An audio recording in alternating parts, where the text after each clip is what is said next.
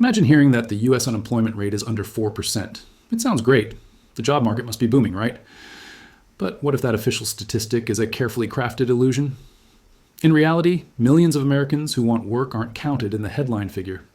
By digging into ignored data, labor force participation, discouraged workers, underemployment, and more, a much darker picture emerges. We'll reveal why the real unemployment could be near 23%, even as officials happily tout low jobless numbers. The Bureau of Labor Statistics, BLS, reports the official unemployment rate, called U3, at roughly 4.3% in mid-2025. This is the oft-cited number in the news, but U3 only counts people actively looking for jobs in the last 4 weeks. It excludes anyone who gave up searching, those only working part-time and others sidelined. In fact, the broader BLS measure that includes part-time and marginally attached workers, U6, was about 8.1% by August 2025, nearly double the headline rate. That jump alone hints at hidden joblessness. Yet even 8.1% is far short of the true picture. Many analysts have coined a real unemployment rate in the 20-25% range when all factors are counted. For example, one independent measure, the LISEP True Unemployment Rate, finds about 24.7% of Americans lack full-time work or a living wage job versus 4.3% officially. That's 1 in 4 people. To see how we get there, let's break down what the government doesn't include in its favored statistic. The official rate excludes several large groups of workers. Together, these add millions. Marginally attached. People not in the labor force, but who want a job. They have looked in the past year and are available, but aren't actively searching right now. About 6.35 million Americans fell into this want a job now category in August 2025. Discouraged workers. A subset of the marginally attached who stopped looking specifically because they believe no jobs are available. In August 2025, there were about 492,000 discouraged workers, part-time. Underemployed, workers in part-time jobs who would prefer full-time work, involuntary part-timers. As of August 2025, roughly 4.75 million Americans were in this group. Long-term unemployed not seeking. People unemployed for over 1 year who have since given up searching. The BLS removes them from the count once they stop looking. Working poor and disabled. Americans on disability or on very low incomes who are counted as unemployed but are effectively unable to find adequate work.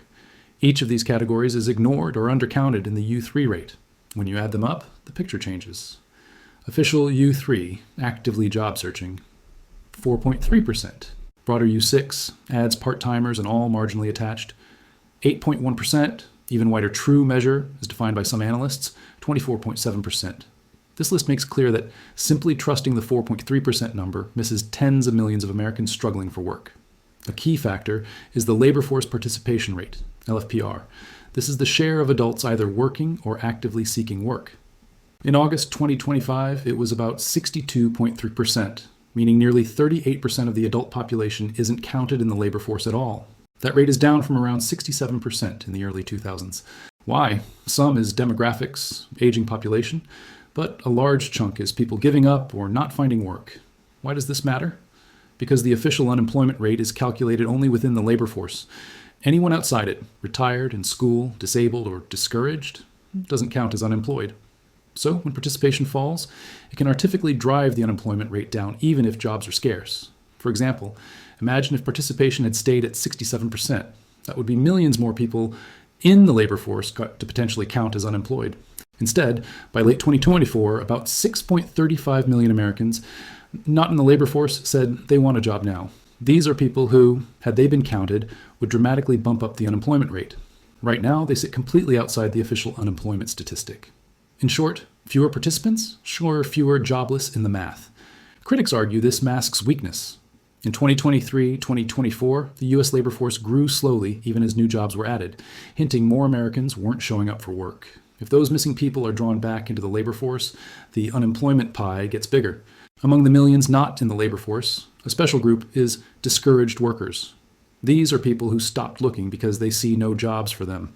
The BLS estimates about 492,000 discouraged workers in August 2025. Each month, hundreds of thousands give up hope. These workers aren't counted as unemployed at all. They haven't searched in 4 weeks, but they genuinely want work.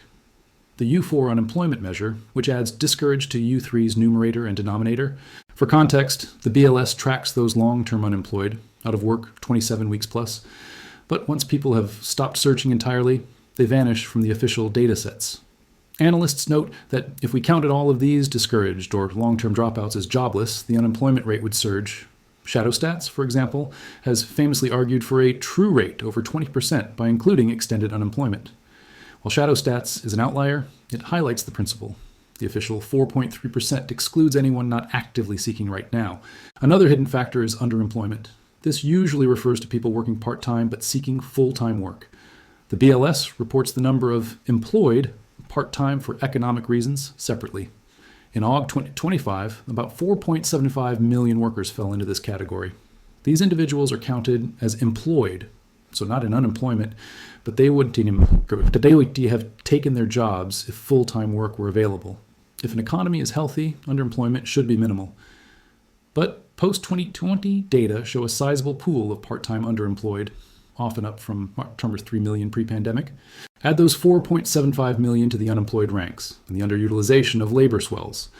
Putting it differently, the U6 rate, which includes part-timers and marginally attached workers, was 8.1%, meaning 8.1% of the extended labor force is short of adequate work. That's nearly double U3's 4.3%. Even so, 8.1% still doesn't capture all hardship.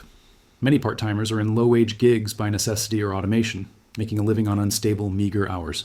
Finally, consider Americans on disability or with chronic health issues. They're officially not in the labor force, but many are of working age. In 2022, there were about 7.6 million disabled worker beneficiaries receiving Social Security disability insurance. By 2024, that number remained over 7.2 million. Many of these people would be working if they could. They're unemployed in spirit, though not in the data. Likewise, some prime-age adults are in school, incarcerated, or taking care of family.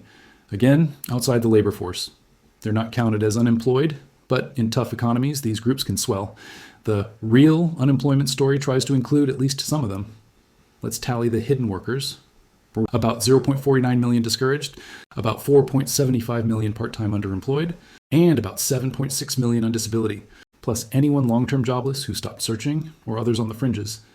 These 19+ million people are essentially outside the U3 count. For perspective, the official labor force is about 165 million. Adding those 19 MLers to it would drop participation and raise unemployment dramatically.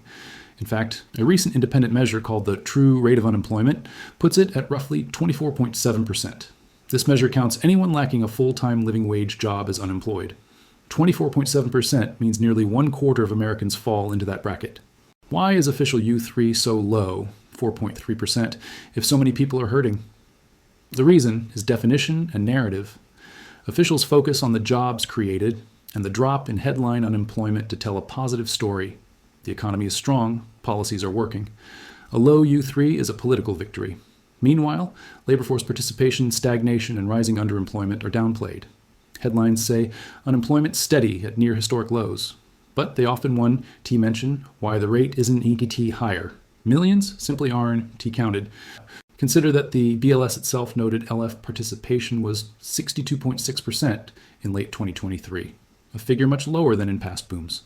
And the number of people not in the labor force who want a job climbed to record highs during the pandemic. Even after some improvement, it remains historically elevated. In Exposé-style speak, the official 4% is an illusion. It's calculated from a shrunken labor force. The economists at places like the Federal Reserve or BLS will cite U4 or U6, EGD. Some advocacy groups and economists, like ShadowStats or LISEP, aim to connect the dots for the public. They say, add up all the hidden categories and you get a true jobless rate in the low 20s. Even mainstream researchers have warned that demographic shifts, aging, disability, mask underlying slack in the economy. But these nuances rarely make it into a 30-second news slot. When you crunch all the data, not just U3, the American job market starts to look catastrophic. It means tens of millions of people are underutilized or excluded from prosperity.